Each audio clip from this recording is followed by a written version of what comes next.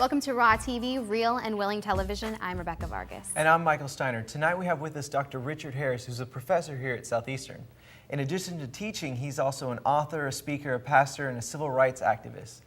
Dr. Harris has an incredible story of redemption to tell us. As a former Grand Dragon of the infamous Ku Klux Klan, he wrote a book called One Nation Under a Curse, and it talks about the transformation from being a racist and prejudiced man to one who believes in kindness and love and acceptance and justice in this world. Well, before we hear from Dr. Harris, check out this word on the street from Candace. Hey everyone, I'm Candace Shoemaker with Word on the Street, and as we all know, prejudice still exists in America every single day. So I'm here in Lakeland, Florida to find out what our community has to say about how prejudice affects people.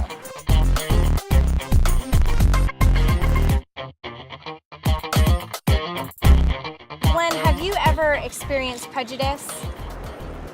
Yes, I have. As a woman, a lot of times you get people who don't think you can do the job as well as somebody else, as another man can. Right. Even in teaching and education. Well, I'm Cuban. Okay. Full Cuban, so, I mean, sometimes I'll get racist comments like Mexican. Why do you think they were prejudiced against you? I think could be because of my color of my skin. How did that make you feel? Did it affect you emotionally or the way that you related to other people? Made me angry. Okay. And that I just fought harder. Anger and maybe isolation. Right. And so that you like to mix with your own people, Right. your own age. People come just relax to it and don't really care, and so it just builds and builds and builds. I'm guessing that I have. I can't believe that I wouldn't be prejudiced against somebody else. It's something I'm working on, Yes. but it feels like it's prejudice sometimes is built into me. I would never do it on purpose, but I am sure that I have been. But I'm trying to see all people as equal now. As we've seen today, most of the people that I've interviewed have experienced some type of prejudice against them, or they've discovered themselves being prejudiced against another person. Whether this is because of peer pressure or it's because of the way that they've grown up, prejudice can only have a negative impact.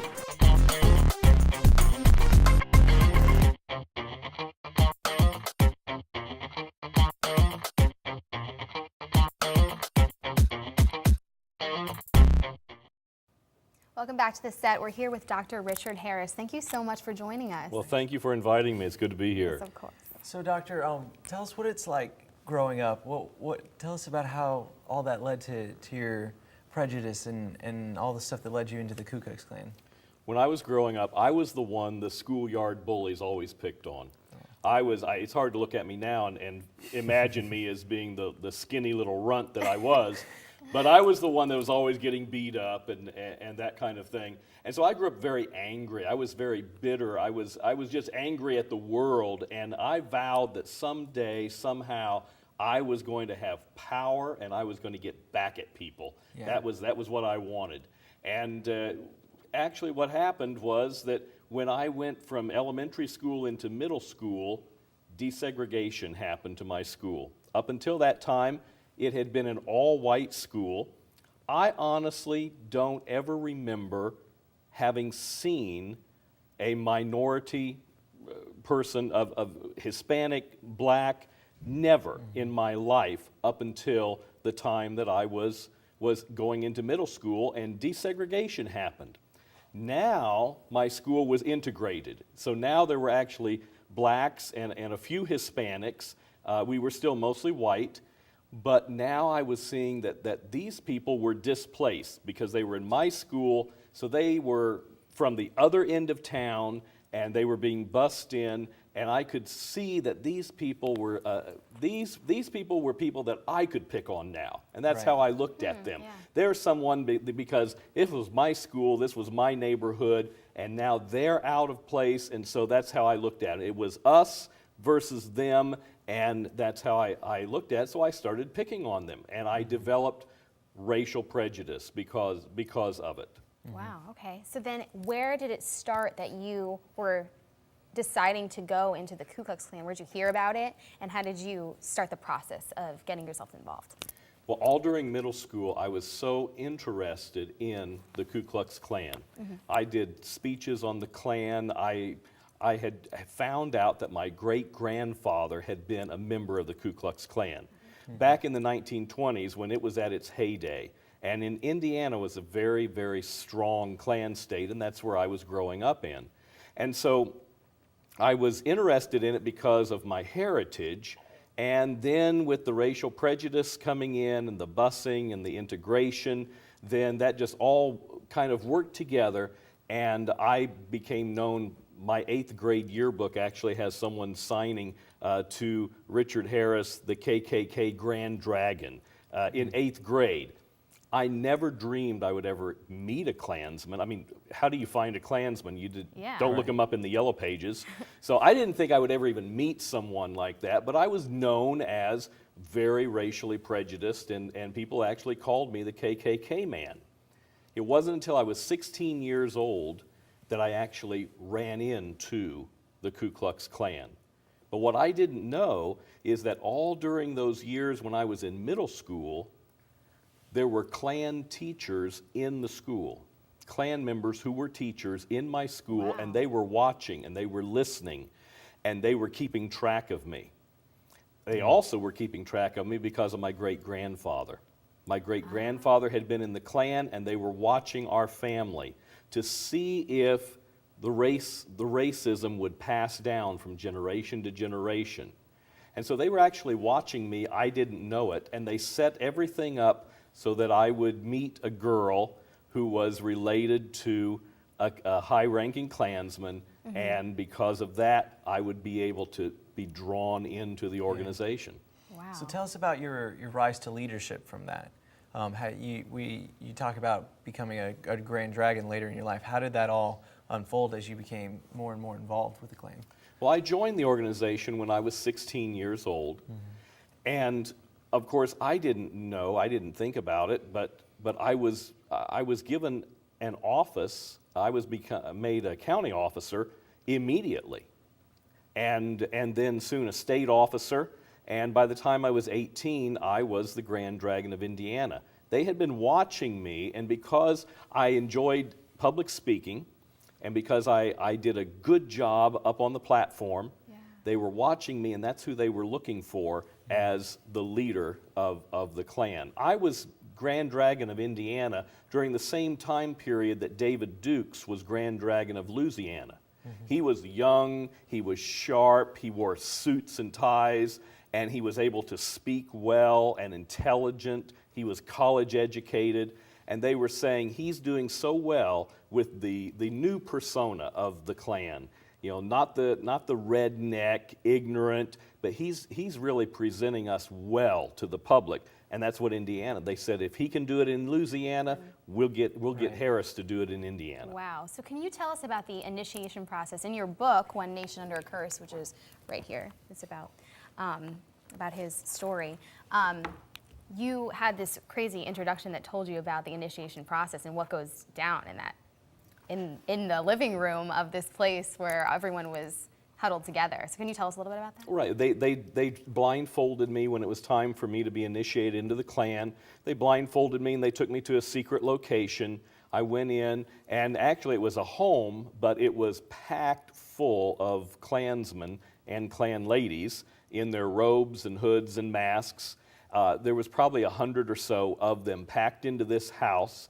They led me up to an altar, and there on the altar there was a Bible, there was an American flag, a Confederate flag, which is the Klan has adopted as their official flag, and there was a burning cross and a sword, couple of swords, and I took an oath of office.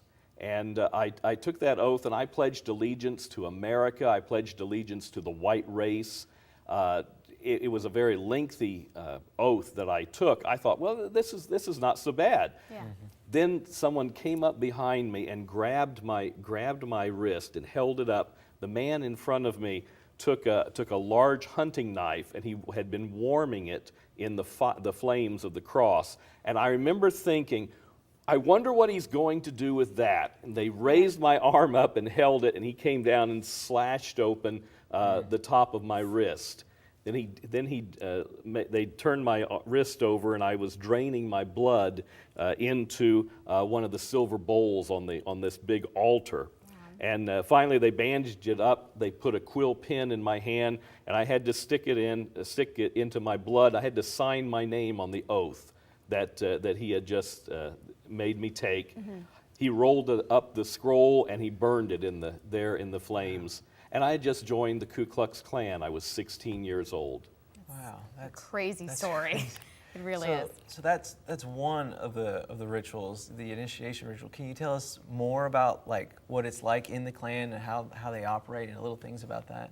Well, the thing about the Ku Klux Klan that a lot of people don't understand is Klansmen believe that they are the true Christians. Yes, I was actually going to ask you about that. They believe they are the true Christians. And because of that, all of our Klan meetings are started with a Klan chaplain who will read a scripture, give a short sermon, have prayer, and of course most of us aren't paying a whole lot of attention to what the Klan chaplain is doing, but we're wanting to get on with business of the day. But we always had a Klan chaplain because they taught very clearly that they were the true Christians.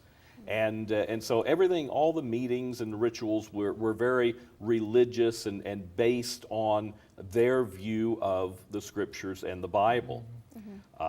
All the rituals were secret. They involved a lot of, you had to learn a lot of passwords and secret handshakes and gestures and different things like that to get into the meetings. And basically the rituals themselves just evolved around being the true Christians and just a lot of rhetoric about being the white race is the superior race on the face of the earth. You call this a curse in your book. I mean, it's called One Nation Under a Curse. Can you describe what this curse is and who is under it?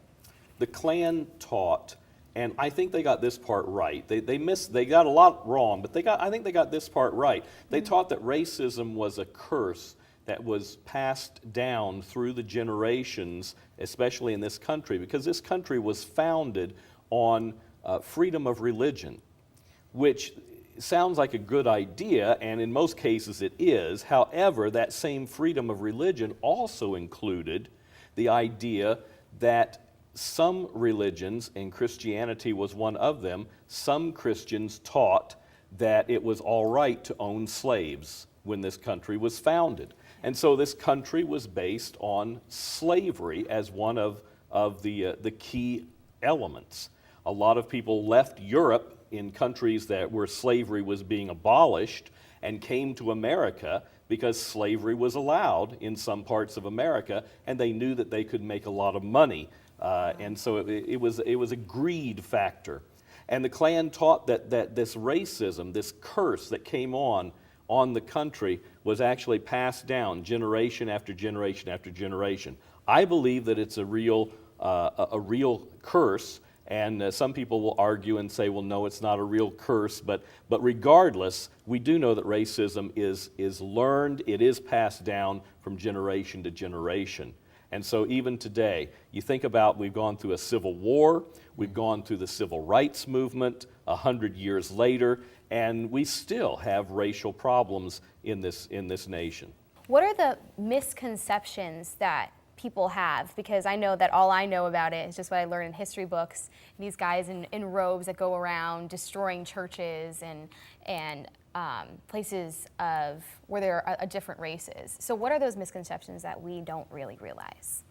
Well, I already mentioned one, the fact that the Klan believes they are the true Christians. Right. And a lot of people obviously don't think they're Christians. I don't think they are either. They're just fooling themselves. But another misconception is that a lot of people have about the Klan, if they don't understand why the Klan burns crosses, because the Klan believes they're the true Christians.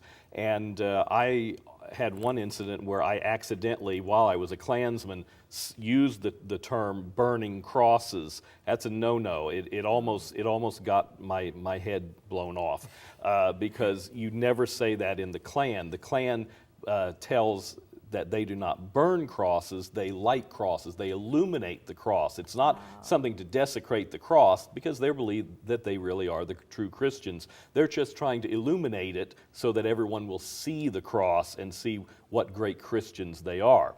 Another misconception about the Klan is that it is just in history books and it's dead and it's gone. Actually, in the last 10 years, the Ku Klux Klan in America has shown tremendous growth.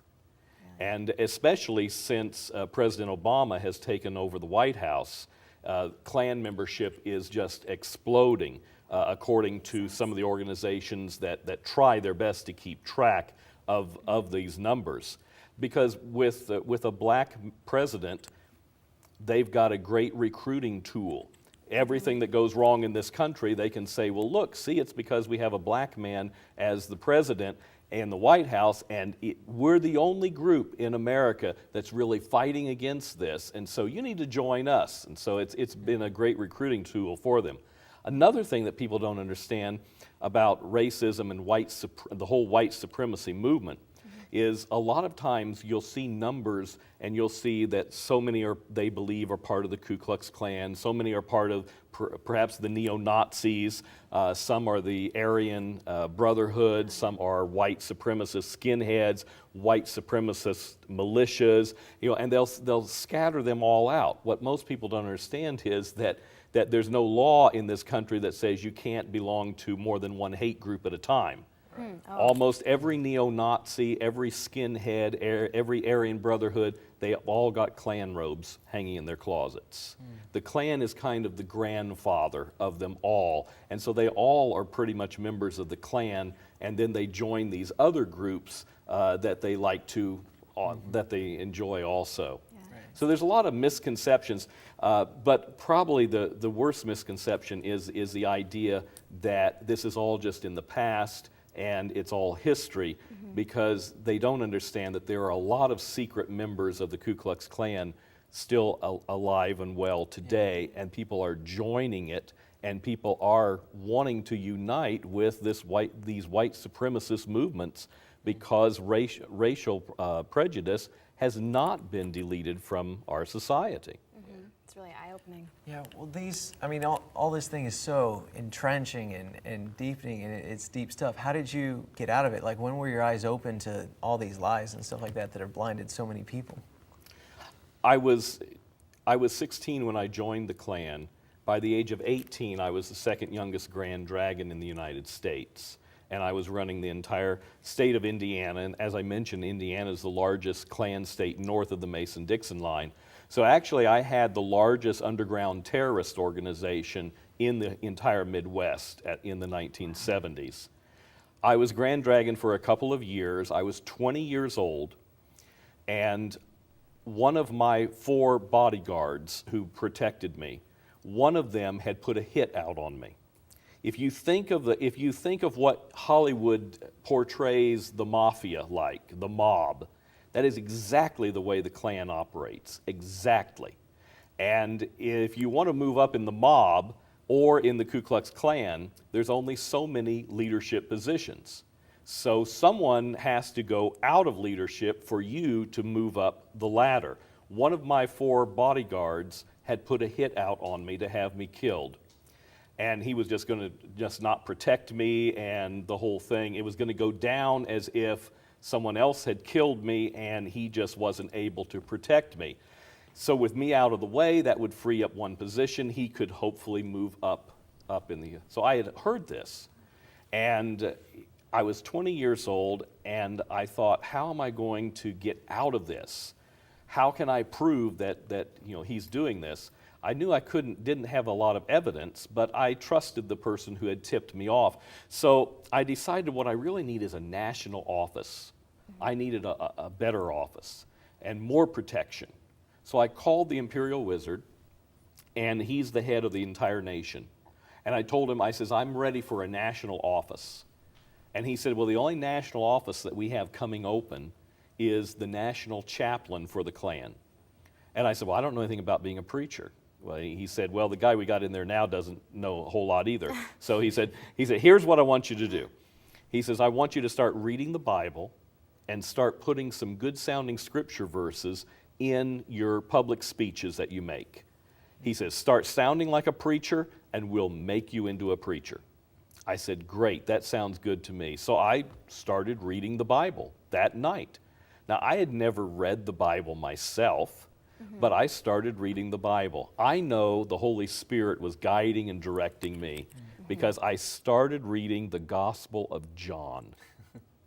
I didn't know John from Zechariah, but I started reading the Gospel of John, and of course, I recognized immediately, oh, these are the stories of Jesus. Well, this will be great. I'll just quote Jesus. Yeah. I mean, that'll make me sound real religious. And so I'm reading through the Gospel of John, and I get to John chapter 4. And John chapter 4 is the story of the Samaritan woman at the well. It's one of the Klan's favorite stories. They love this story. Really? And I had heard it so many times, so many Klan chaplains. The Samaritan woman at the well. Now, they got this part right, too. A Samaritan was a half-breed, half Jew, half Gentile. If there's anything the Klan hates, it's race mixing, as they call it, half-breeds. So they would read through down this story, and they would get to the point where it says that Jesus asked this Samaritan woman for a drink of water. And it says in John chapter 4, verse 9, the woman was surprised, for Jews refused to have anything to do with Samaritans. She said to Jesus, you're a Jew and I am a Samaritan woman. Why are you asking me for a drink? And the Klan chaplains would shut their Bibles because that was the end of the Samaritan woman at the well story. Jews refused to have anything to do with Samaritans. And they would go in and they would preach. Jews don't like race mixers. Jews don't like half-breeds. They won't have anything to do with Samaritans. And we're smarter than Jews, aren't we? Oh yeah, of course we are. Sure we are. So we don't have anything to do with race mixers. So now, though, I'm reading that story for the first time all by myself. I'm reading it, and I realized immediately there was more to that story than what the Klan ever told me. And as I read through the story, I realized immediately, wait a minute, this story teaches the exact opposite of what the Klan said it taught.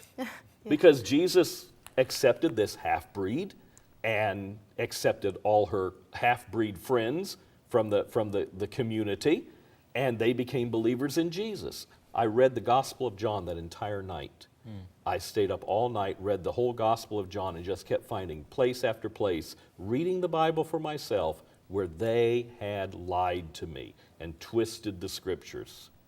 I called the Imperial Wizard the very next day, and I said, I'm quitting the organization. I knew I had to get out because I knew they were not the true Christians that they had said they were. Was it hard to get out of that situation? Like you made this oath. So how do you work around getting out of it after you made this oath to them, like basically pledging your life? So how did you get out of that? It was hard to get out, and they reminded me that you've taken an oath, you can't leave. You just don't leave an organization like the Ku Klux Klan. But I wanted to go to church. And so the next Sunday I went to church, and obviously the rest of the world didn't know that I had said I'm quitting the Klan, so I still needed my protection and bodyguards with me. So I took 2 of my bodyguards with me.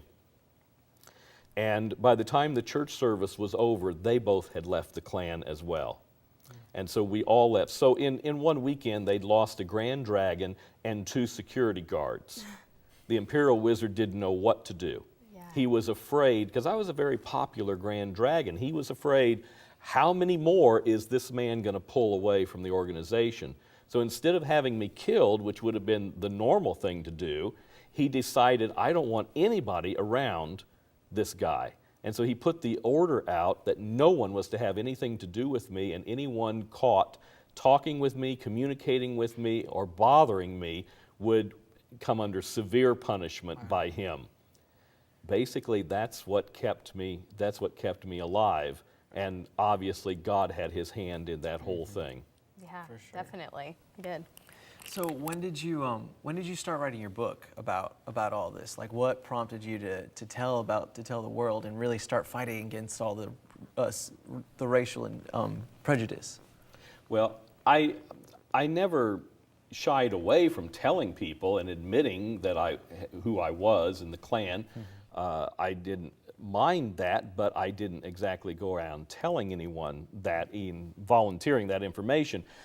However, when I was a professor at Purdue University in the early 90s, one of my students figured out who I was, and she was very forceful, and she actually had produced some flyers, and she was the head of the Purdue Student Cultural Society, which is, and I laughed. I said, "You mean the Black Student Union?" And she's, well, that's what they used to be called. And she wanted me to speak to her group, and so I agreed to speak. And she also didn't tell me that she had invited the Associated Press as well. So I spoke, and the next day I was everywhere, all over the Midwest, in the newspapers, that the former Grand Dragon of the Indiana Klan is now speaking out against racism. So that kind of pushed me out into the going public, whether I really wanted to or not. And then the reason that I wrote my book was I have two daughters. My daughters grew up knowing who I was. They've heard me speak on college campuses around the country. They've been with me. They knew who I was, but yet I had a sense that they still didn't really fully understand. And so I wanted to write my book to really show them what I really had gone through, who I really was, and how God had really changed my life. And both my daughters since then have come to me and said, we get it now. We really understand that. So I wrote it for them in hopes that the curse would never, that the curse has been broken in my family. We broke the curse in the name of Jesus. We don't have racial prejudice any longer in my family. And I wrote it for them, and I also wrote it for other young people that need to break that racial curse, that prejudice that has just been passed down. And regardless, most people will never join the Ku Klux Klan. But racial prejudice is still alive and well in this country. And it's alive and well in the church. And we've got to start combating it and hitting it head on and really taking it, understanding what it really is. Thank you so much for joining us today, Dr. Harris. And guys, join us again next week for part 2 as we continue to talk about Dr. Harris's book, One Nation Under Curse. And we talk more about his life since being outside of the KKK. So guys, as always, don't forget to Live it raw.